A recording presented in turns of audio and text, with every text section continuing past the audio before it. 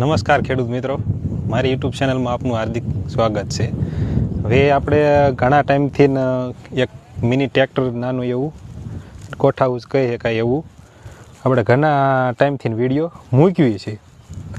તો એમાં ઘણા ખેડૂત મિત્રોના ફોન પણ આવે છે, ઘણા ખેડૂત મિત્રો બનાવીને લઈ પણ ગયા છે.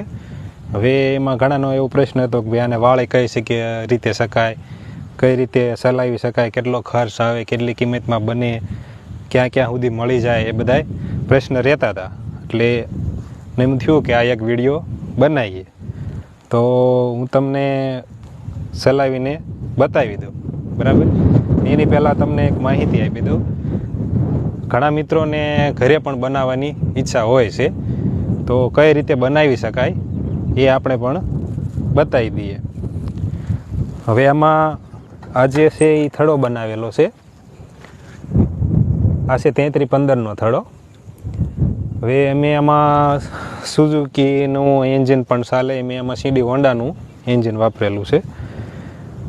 100 સીસીનું એન્જિન છે.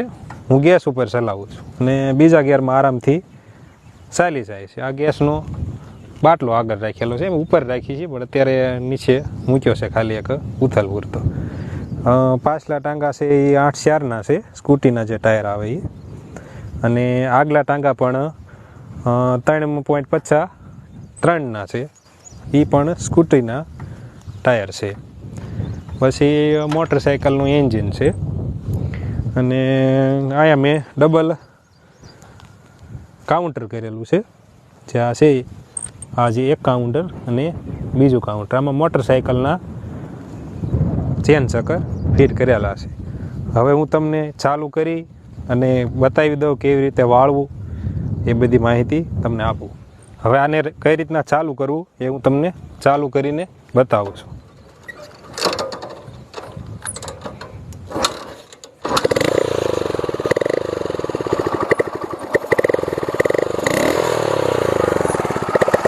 આ છે ચાલુ થઈ ગયું. હવે આને વાળવા માટે આ જે સાપડો છે એ આમાં ધરવીઓ જાય છે.